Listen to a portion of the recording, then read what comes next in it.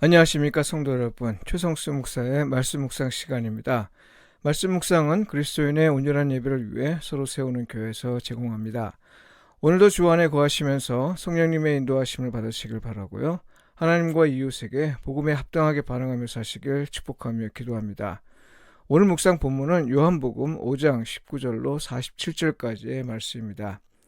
사람들은 왜 예수님을 믿지 않는가? 이 제목으로 말씀을 묵상하겠습니다. 복음서를 읽으면서 예수님을 배척하는 유대인에 관한 이야기를 접하면 매번 느끼는 게 있습니다.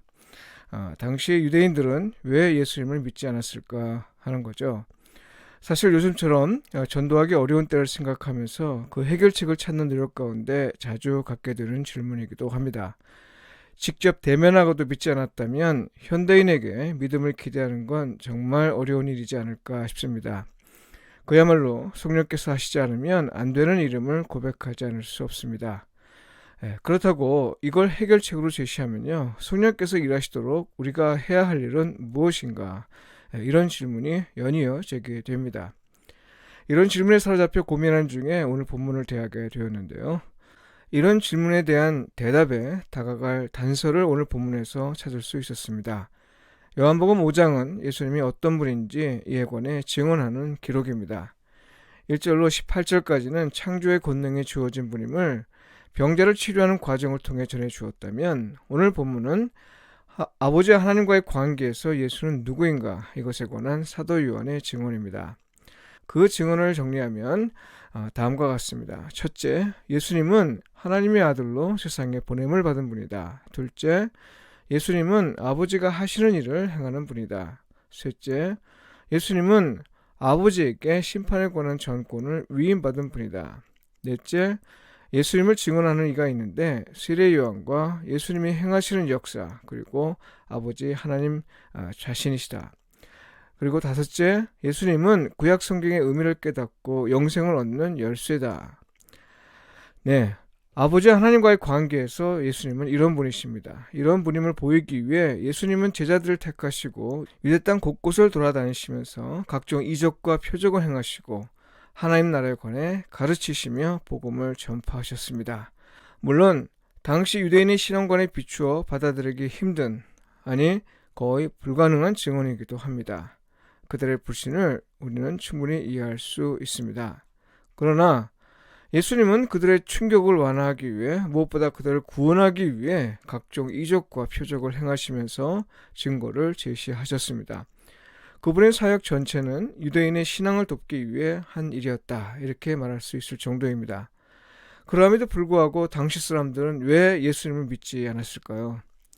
오늘 본문에서 그 대답을 찾는다면 세 가지로 말할 수 있습니다. 첫째, 영생을 얻길 원하면서도 정작 영생을 주시는 예수님 자신을 거절했기 때문입니다. 여러분, 그들이 예수님을 거절한 이유는 여러 가지입니다만 무엇보다 그가 옳은 말을 하고 옳은 일을 하여 자기들의 숨겨진 죄를 드러내었기 때문입니다. 요한복음 1장에서 요한은 어둠이 빛을 싫어했다, 이렇게 표현했습니다.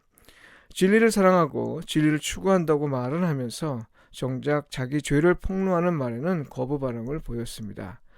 왜냐하면 그들의 모든 말과 행위가 사람에게 보이기 위한 것이었기 때문이었다, 이렇게 말할 수 있습니다.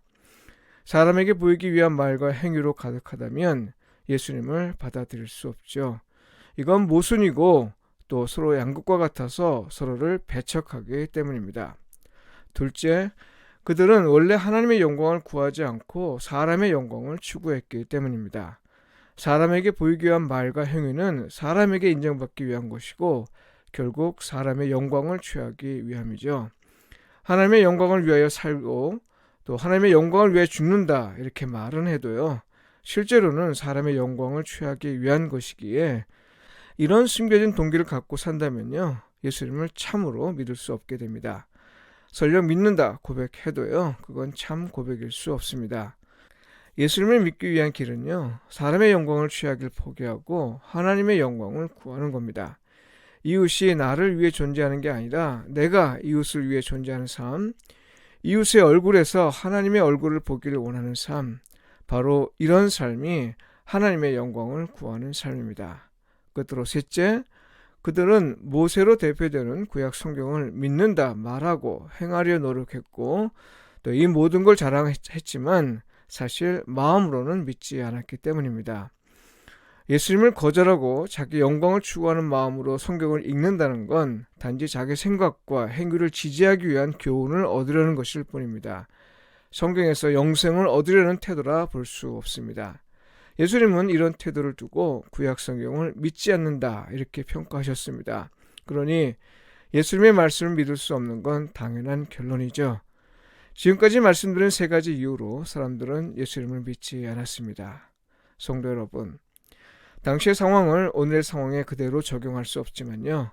그 당시와 마찬가지로 오늘날도 예수님의 권해 듣고도 받아들이지 않는 사람들이 많습니다. 그 이유가 무엇이든 오늘 본문을 바탕으로 우리가 말할 수 있는 건요. 세 가지 이유입니다.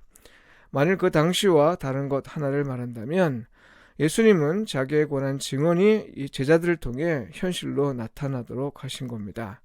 이 일을 가능하게 하신 분이 성령님입니다. 그리고요. 오늘날 성령님은 우리가 예수 그리스도와의 관계에서 그의 제자임을 증언하십니다. 아버지와 아들의 관계에서 예수님을 믿어야 했고 예수님과 사도들과의 관계에서 예수님을 믿어야 했다면 이제 사람들은 예수 그리스도와 제자와의 관계에서 예수님을 믿습니다. 만일 예수 그리스도와 제자와의 관계가 올바르지 않으면 우리가 예수님을 믿으라고 말하기가 부끄럽지요. 예수님의 증거를 보십시오. 예수님은 아버지와의 관계에서 철저하게 순종하는 자세를 보이셨습니다. 자기를 세상으로 보내신 아버지의 뜻을 그대로 전했고 또 그분의 말씀대로 행하셨습니다.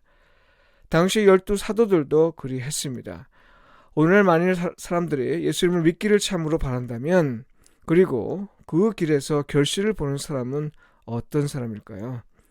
사람들보다 앞서 부름을 받아 예수님과의 관계에서 그분의 말씀에 충실하게 반응하며 살도록 부름을 받은 사람, 바로 이런 사람이죠.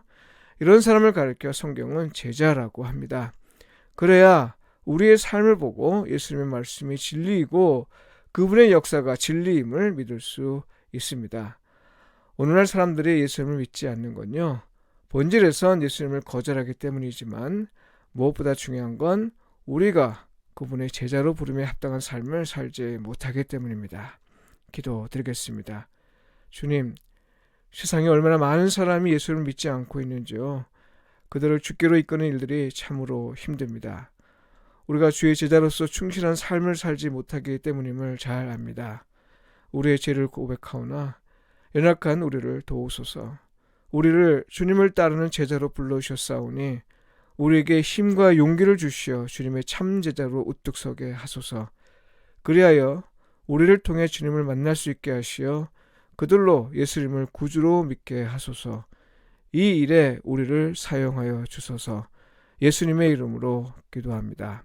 아멘.